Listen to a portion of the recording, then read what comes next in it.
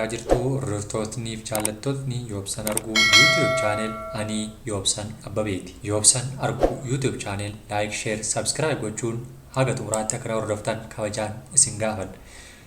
Oduuwwan ijoo tokko tokko kan guyyaa har'aa haala naannoo keenyaa fi dhimmoota irreechaa wal qabatan qabadheen isiniif dhufee jira. Hanga xumuraatti na waliin tura. Oduu ijoo tokkoffaan torban darbee egalee godina Horroo Guduruu Wallaggaa aanaa Jaardagaa Jaartee fi Amuruu keessatti haleellaa qabamoleen hidhatan raawwataniin lubbuun namoota hedduu darbuun gabaafamaa jira. Koomishiniin mirga namoomaa Itoophiyaa ibsa wixata galgala fulbaana 26/2022 baaseen godinichatti torbanoota 3 keessatti qofaa haleellaa hidhattoota WBO kan Shanee jedhaman humnootni hidhattoota Amaaraa Faanoo fi namoota dhuunfaatiin raawwatameen namoonni nagaa dhibba ajjeefamuu ibseera. Faallaa kanaan immoo ibsi addi bilisummaa Oromoo wixata baaseen qindoomina qaamolee nageenyaa mootummaa federaalaa humna addaa naannoo Amaaraa fi Faannoon dhalattoota Oromoo irratti ajjeechaan raawwatameera jedhan. Lammaffaa shamarree Hawwii Maatiyos dorgommii miidhaginaa Miis Turiizimii Oromiyaa bara kanaa injifatte. Fulbaana 2015 shamarree Hawwii Maatiyos dorgommii miidhaginaa Miis Turiizimii Oromiyaa bara kanaa ta'uun injifattee jirti. Dorgommii kanarratti waliigalaan shamarran 16 kan hirmaatan yoo ta'u marsaa 3 calalamee dhuma irratti shamarreen Hawwiin injifatteetti. Miis Turiizimii Oromiyaa bara 2014 kan injifattee Halimaa Abduu Shakur ambaasaaddara Turiizimii Oromiyaa Afrikaa bahaa ta'uun muudamtee jirti. Dorgommiin kun yeroo lammaffaaf kan gaggeeffame yoo ta'u shamarreen Miis Oromiyaa ta'uun filatamtee gama Turiizimii Oromiyaa kan beeksiftuu ta'uu wayita waadaa galtuu ibsitees jirti. Dorgommicha tokkoffaa hanga sadaffaa kan ba'an badhaasa birrii 100,000 fi 50,000 hanga birrii 200,000 badhaafamaniiru. Maddii FBC. Irreechi waltajjii guddummaan Oromoo ifee itti mul'atu faajii nageenyaaf obbolummaati jedhan Obbo Shimallis Abdiisaa pirezidaantii bulchiinsa naannoo Oromiyaa. Aadaan ibsituu eenyummaa sirna diinagdee fi bulchiinsa akkaataa nyaataa fi uffannaa haala gaddaa fi gammachuu akkasumas waaqeffannaa saba tokkoo akeeka. Guddinaaf dagaaginni aadaa jijjiirama hawaasaa waliin wal sima waan ta'eef maddi guddinaa qaroomina martii aadaadha jechuu dandeenya.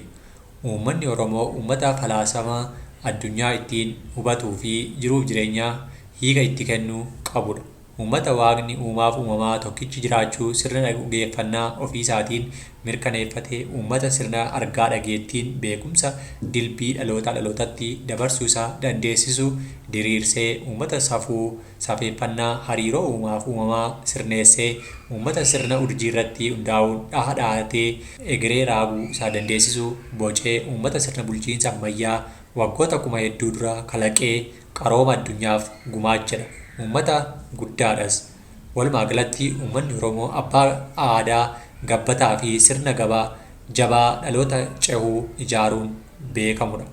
Akka mootummaa naannoo Oromiyaatti Oromoon duudhaasaa ganamaatti deebi'uu qaba yoo jennu sirna abbootiin keenya kaleessa diriirsan qajeeltoon qorannee xiinxallee beekumsa ammayyaan dabaalamee kan dandeettii fi beekumsa nama dhuunfaa irratti rarraane sirna jabaa wabii dhaloota ta'e lafa qabsiisuu jechuu keenyadha.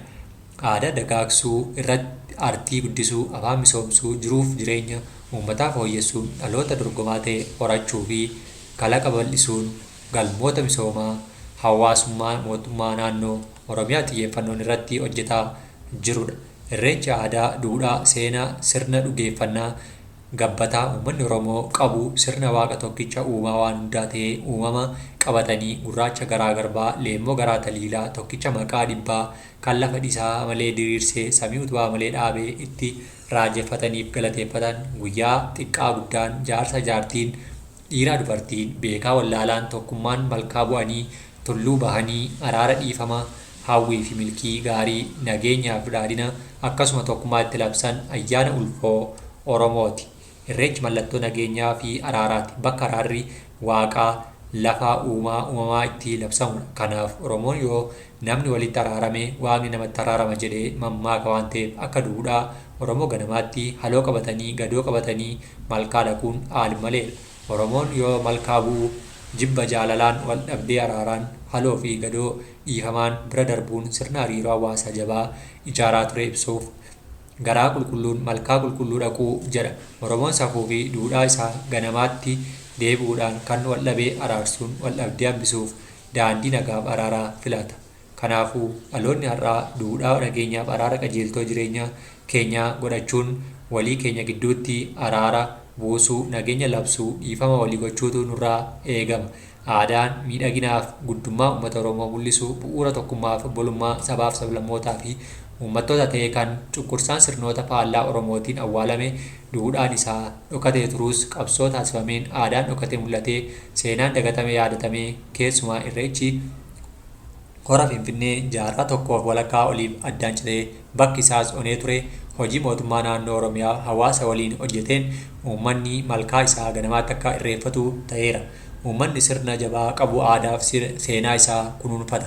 Lamuu aadaan afaaniif duudhaa isaa akka hin hacuucamneef hundee jabaa irra dhaabbata. Sababni isaa sirni jabaan eegduu duudhaa har'aa fi tursituu galma walooti.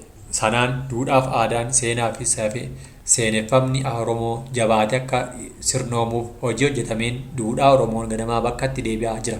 Qaama sirna gadaa kan ta'ee fi mootummaan xiyyeeffannoon irratti hojjechaa kan jiru manni murtii aadaa guutummaa Oromiyaatti hundaa'uun uummanni baasii fi hamii malee haqa isaa qe'ee isaatti argachaa jiraachuun agarsiiftuu sirnoomuu duudhaa ganamaati. Oromoo duudhaa isaa ganamaa taatee hamaa uumamaa fi namtolcheen isa mudatu jalaa ooluuf wantoota duudhaa ganamaa bakkatti deebisuu san sirneessuun kaayyoo waloo Oromoo ta'ee hojjetamaa jira.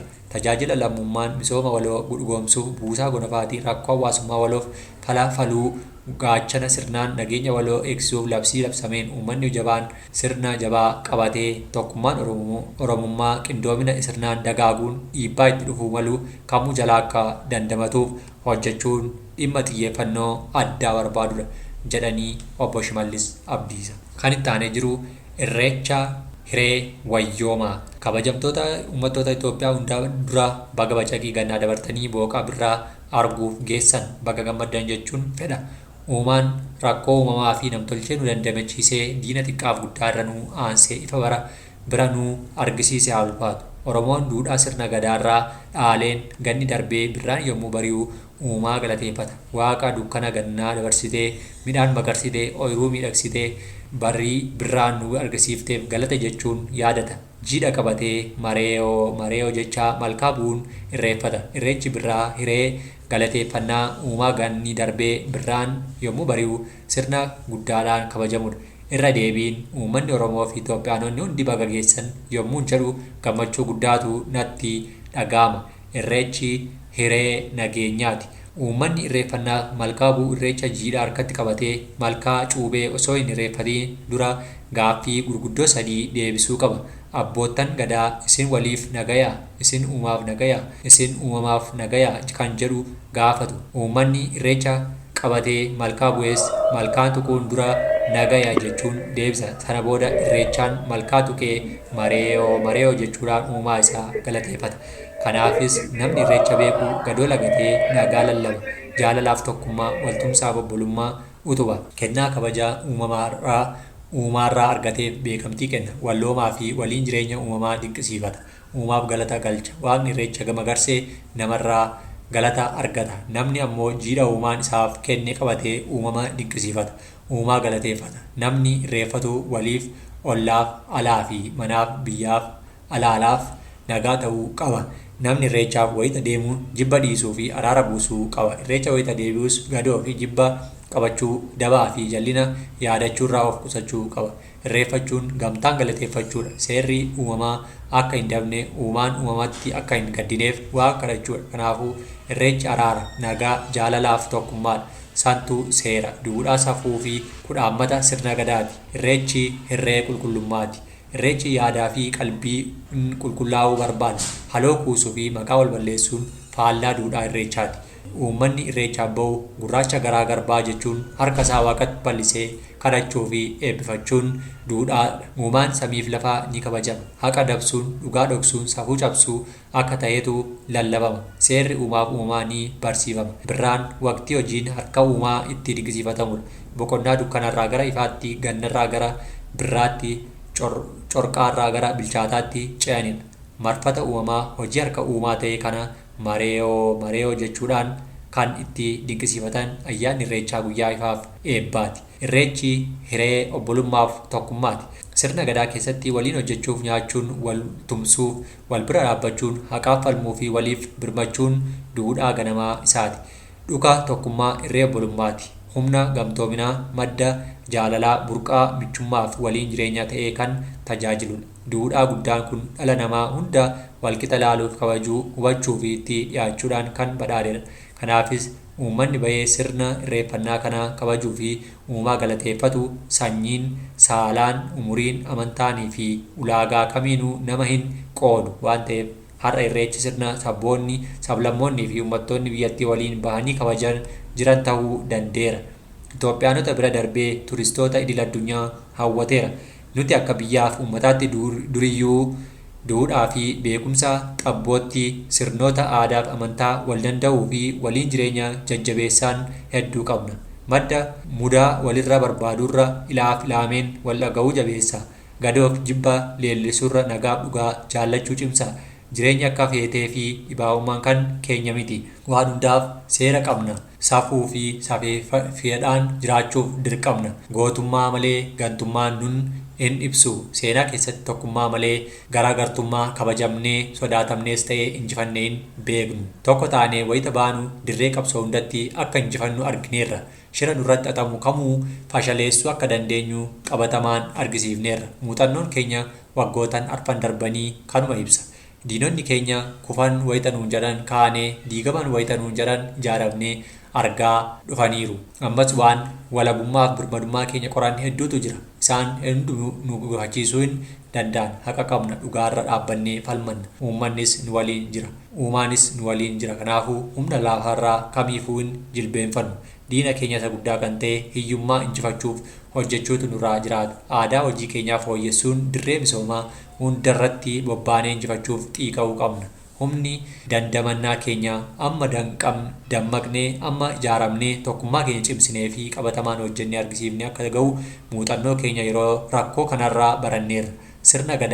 Sirna guddaa akka ayyaana irreechaa kanaa akka meeshaa tokkummaa keenya cimsuutti qabannee kiyyoo fagoo fi dhiyoo imala badhaadhinaa keenya irratti aggaamame hunda ciruudhaan kaayyoof mul'ata qabannee milkeessuuf akka hojjennu waamicha koo dabarsa. Dabalataanis irreechi bara kanaa kan boqonnaa haaraa ittiin ceenuu fi injifannoo irratti injifannoo dabalannu nuuf haa ta'uun jedha Dr. Abiy Ahmed. Inni kan biraan bor ganama sa'aatii 11 irraa eegalee tajaajilli geejjibaa awutoobisii ni kennama jedhu. Irreecha horaa Finfinnee boruu kabajamu sababeeffachuun tajaajilli awutoobisii magaalaa Ambassaa, Shaggar awutoobisoonni deeggarsaa fi paabliik sarvisii tajaajila geejjibaa akka kennan biiroon geejjibaa magaalaa Finfinnee beeksise. Haaluma kanaan guyyaa borii ganama sa'a 11 irraa eegalee hirmaattonni ayyaana irreechaa addabaabaayii Abbaa Kiroos, Ayaat, Tulluu Diimtuu, Addisuu Gabayaa, Qusqaam, Saansuusii, Ayyarxeenaa fi Jaamoorraa kaasee tajaajila kan kennan ta'uu eeramuu ragaan biiricharraa argame ni mul'isa.